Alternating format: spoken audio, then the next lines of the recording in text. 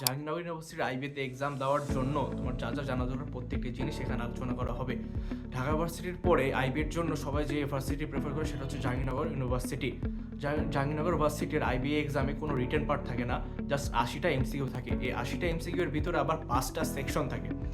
বাংলা থেকে 5টা এমসিকিউ থাকে, ইংলিশ থেকে 30টা এমসিকিউ থাকে, ম্যাথ থেকে 25টা এমসিকিউ থাকে, জেনারেল বিজনেস জিকে থেকে 15টা এমসিকিউ থাকে, অ্যান্ড আইকিউ থেকে 5টা এমসিকিউ থাকে। এখন বাংলার যে 5টা এমসিকিউ থাকে এটা খুবই র্যান্ডম দেওয়া থাকে। তোমার যদি তুমি অ্যাজ এ অ্যাডমিশন ক্যান্ডিডেট তোমার তো বাংলা পড়া হয়েছে, সো তোমার এক্সট্রাভাবে এই 5টা এমসিকিউর জন্য তেমন পড়ার কিছুই নাই।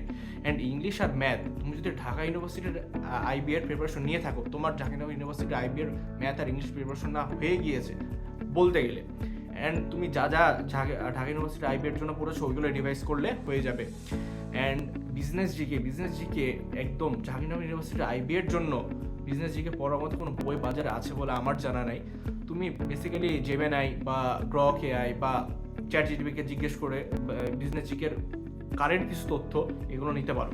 অ্যান্ড আইকিউ ঠান্ডা মাথায় পড়লে এমনিতে সলভ করা যায়। প্রিভিয়াস ইয়ারের কোশ্চেনগুলো যদি পড়ে যাও তাহলে আইকিউগুলো পারবা। অ্যান্ড এখানে আলাদা হয়ে কোনো পাসিং বার নাই, টোটাল মার্কের উপরেই মেরিট পজিশন আসে। অ্যান্ড এখানে জাহাঙ্গীরনগর ইউনিভার্সিটির আইবিএতে 50টা সিট থাকে, এর ভিতরে 25টা ছেলেদের 25টা মেয়েদের। ছেলেদের সাথে ছেলেদের কম্পিটিশন হয়, মেয়েদের সাথে মেয়েদের কম্পিটিশন হয়। অ্যান্ড জাহাঙ্গীরনগর ইউনিভার্সিটির কাট মার্ক 40 থেকে 45-এর ভিতরে প্রত্যেক বছর হয়ে থাকে।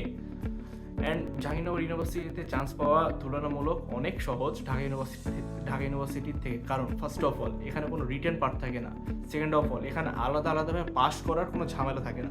কিন্তু এখানে যে প্রবলেম সেটা হচ্ছে এখানে সিট সংখ্যা অনেক কম। ঢাকা ইউনিভার্সিটির সিট সংখ্যার অর্ধেকেরও কম জাহাঙ্গীরনগর ইউনিভার্সিটিতে, মাত্র